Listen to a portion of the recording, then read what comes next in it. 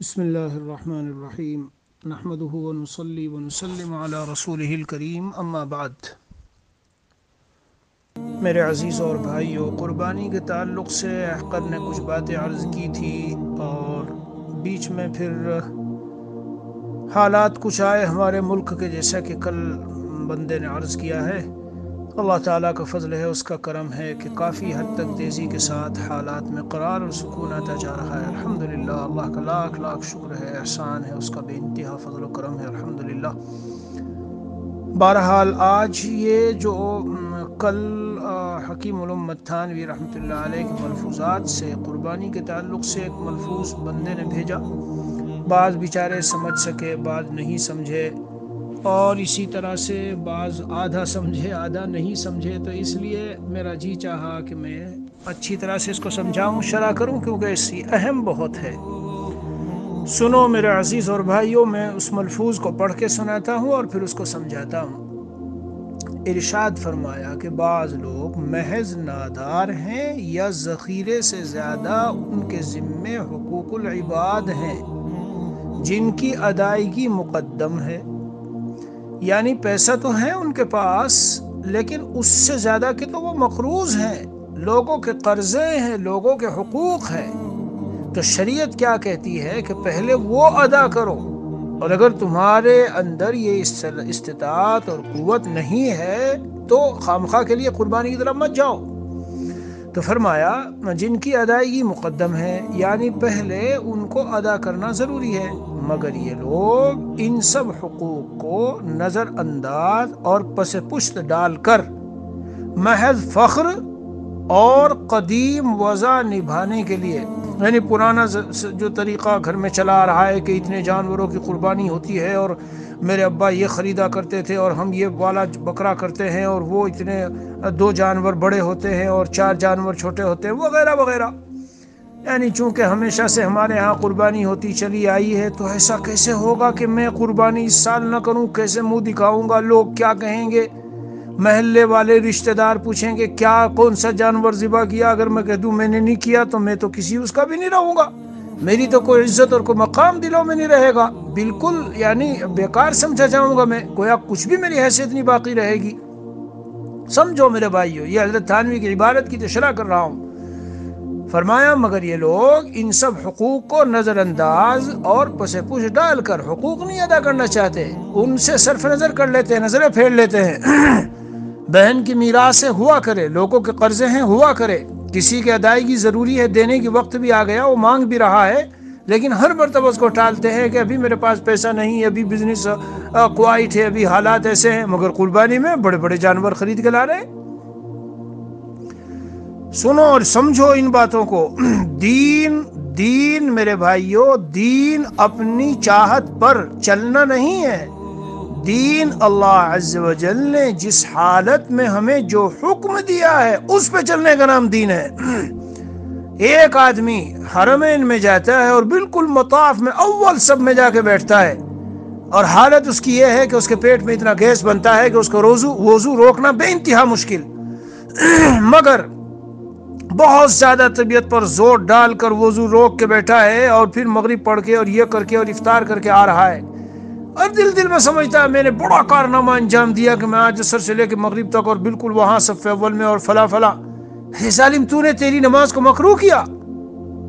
اور تو نے جو یہ اس طرح سے کیا صحت برباد کی اپنی، اور صحت کی بربادی، صحت کی حفاظت فرض ہے، اور وہاں بیٹھے رہنا یہ نفل مستحب درجے کا کام ہے۔ اسی کو تو عبادت کہتے ہیں، اسی کو تو دین کہتے ہیں۔ یہی وہ فہم ہے جو بزرگان دین اور اولیاء اللہ سے آدمی کو ملتی ہے۔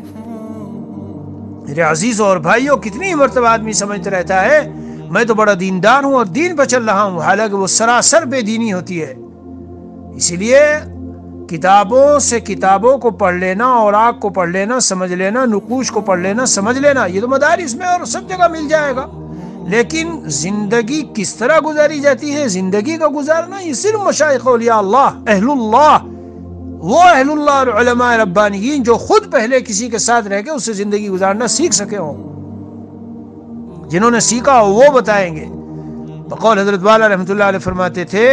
جو جی مربع بنا پہلے وہ مربی بنتا ہے، ایسے ڈائریکٹ مربی نہیں بنتا۔ بہرحال تو سمجھو بھائی ان باتوں کو، یہ اس وقت کے موقع کی ہے۔ میں نے اپنی نگاہوں سے بہت سے مالدار علاقوں میں، دولت مند جگہوں میں یہ سب مناظر دیکھے ہیں۔ جب احوال معلوم کرنے چلو، میری گاڑی بھی بینک کے قرضے پہ ہے حضرت، اور میرا کاروبار بھی بینک سے ادھار ہے، اور لوگوں کے اتنے تقاضے ہیں، دین ہیں، مگر کیا کروں، یہ تو قربانی تو کرنی پڑتی ہے، ورنہ پوری برادری ایک جگہ کرتی ہے، میں نہ کروں تو بیوی ادھر سے اندر سے پریشان کر رہی ہے، بچے ادھر سے پریشان کریں گے، تنگ کریں گے، اور یہ ہوگا اور وہ ہوگا۔ اے اللہ کے بندے، لا یخافون لومۃ لائم، اللہ والے ملامت کرنے والے کی ملامت کی پرواہ نہیں کرتے دین کے معاملے میں۔ اگر شریعت کا حکم یہ ہے کہ مت کرو تو نہیں کرنی بھائی، کوئی کچھ بھی کہے، کوئی کچھ بھی سمجھے۔ یہ لوگوں کا کہنا، لوگوں کا سمجھنا، اور لوگوں کے جملے اور لوگوں کی باتیں جی، اور لوگوں کی تعریفیں اور لوگوں کی مذمتیں میرے پیاروں، میرے بھائیوں، کام آنے والی نہیں ہے۔ مجھے کتنی مرتبہ خطوط میں سالکین کو یہ بات سمجھانی پڑتی ہے کہ کیوں تم نے غیر اللہ پر نظر کی؟ تعریف کی بہت سی باتیں ہوتی ہے اور مذمت کی بہت سی باتیں ہوتی ہے۔ فلاں یوں کہہ رہا ہے، فلاں نے یوں کہہ دیا، کہیں وہ یوں نہ کہے، یہ سارا اللہ کا غیر ہے۔ ہم اللہ کے غیر کے بارے میں سوچنے کے لیے اور اس کا خیال دل میں لانے کے لیے پیدا ہی نہیں ہوئے۔ موحد توحید ذاتی اور صفاتی، یاد رکھو، شرح کر رہا ہوں، سمجھو ان باتوں کو۔ حضرت فرماتے ہیں کہ مگر یہ لوگ ان سب حقوق کو نظر انداز اور پس پش ڈال کر محض فخر اور قدیم وضع نبھانے کے لیے، یعنی چونکہ ہمیشہ سے ہمارے ہاں قربانی ہوتی چلی آئی ہے، قربانی کی پابندی کرتے ہیں، اور پاس ہوتا نہیں تو ادھار کرتے ہیں۔ بعض لوگوں کو دیکھا کہ مردوں تک کے کئی حصے کرتے ہیں اور زندوں کے واجب حقوق مردہ کرتے ہیں، یعنی واجب حقوق مار رہے ہیں لوگوں کے، وہ نہیں دینے کو تیار۔ تیری وسعت نہیں، تیرے پاس اتنا نہیں ہے، اور وہ آ رہا ہے فلاں کسٹمر سپلائر تیرا مانگنے کے لیے پیسے، تو اسے کیوں نہیں دے رہا؟ اس سے تو نے مان لے رکھا ہے، اقرار بھی کرتا ہے کہ ہاں میرے پاس میں دوں گا، اور قربانی میں 20-50 ہزار خرچ کر دیے، اور اس کے 25,000 تو اسے دیے نہیں گئے۔ یہ دین ہے۔ سن لیجئے، حضرت کی عبارت ہے، بعض لوگوں کو دیکھا کہ مردوں تک کے کئی حصے کرتے ہیں اور زندوں کے واجب حقوق مردہ کرتے ہیں، حالانکہ یقینی بات ہے کہ 100 روپے قرض میں ادا کرنا اس سے بہتر ہے کہ ان 100 روپے کے حصے خریدے جائیں۔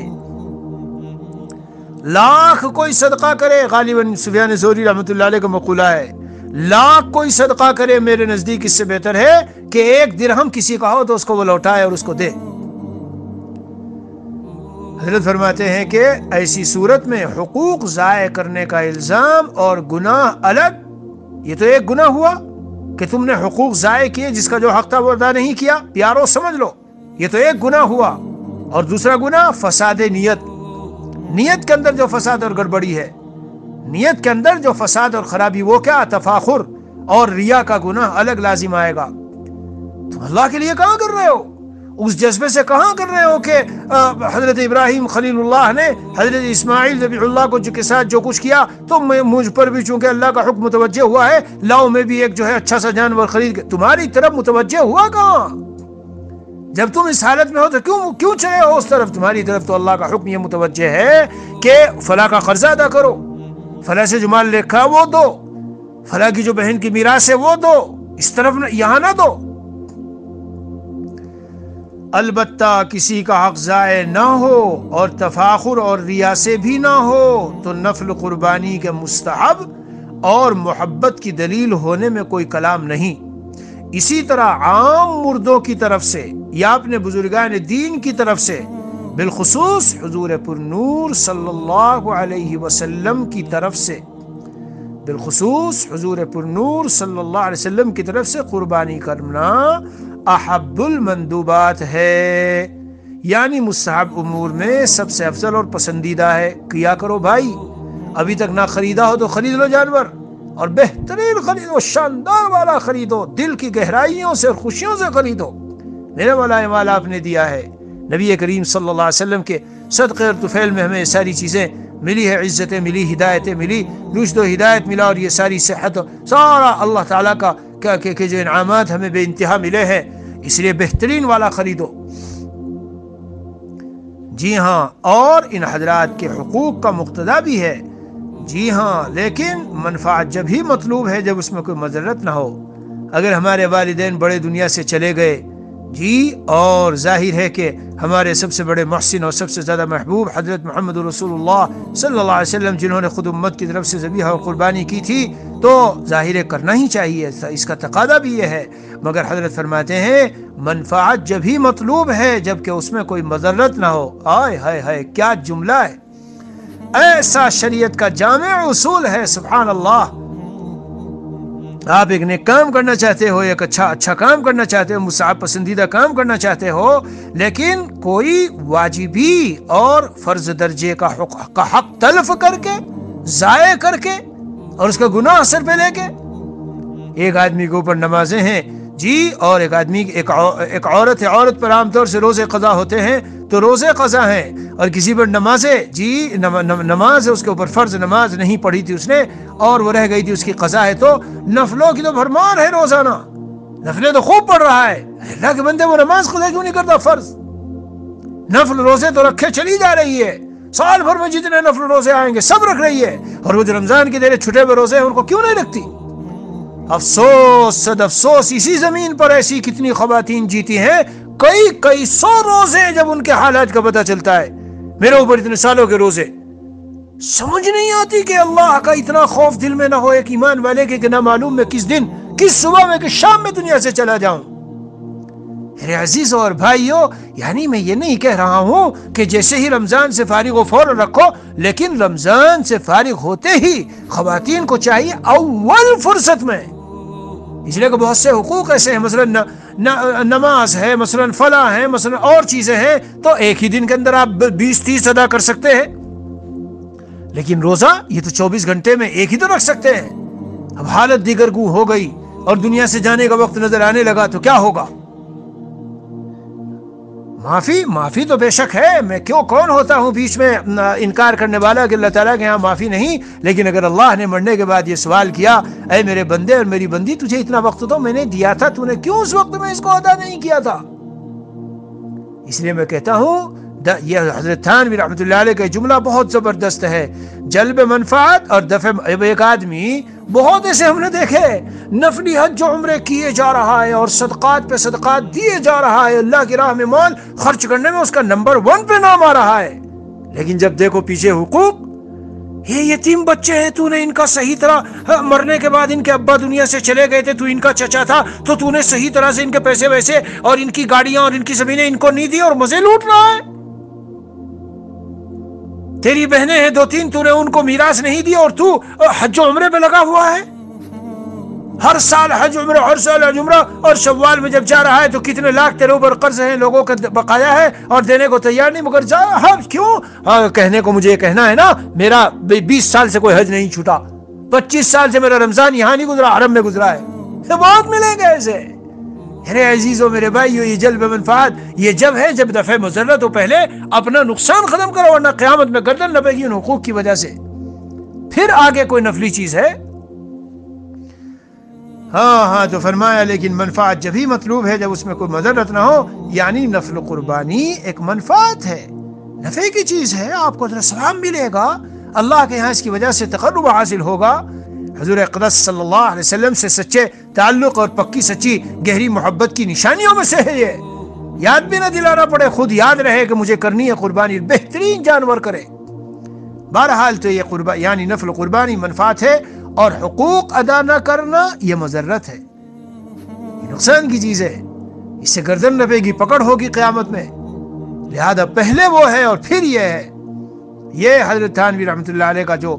پرچہ آپ کو یہ بھیجا گیا، یہ اس کا خلاصہ ہے، میرا جی چاہا تھا کہ میں سمجھا دوں، اس لیے میرے عزیزوں اور بھائیوں، ہاں دیکھ لو، اور پھر اس روشنی میں، اس پس منظر میں اپنا حساب لگا کر، محض دیکھا دیکھی اور گھر میں ایک کام چلا آ رہا ہے، اور اگر میں نہ کروں تو لوگ کیا کہیں گے اور کیا منہ دکھاؤں گا، اور سب پوچھیں گے کون سا جانور کیا اور کتنا کیا۔ بھائی میرے اس سال حالات نہیں تھے، میں نے نہیں کیا، بھائی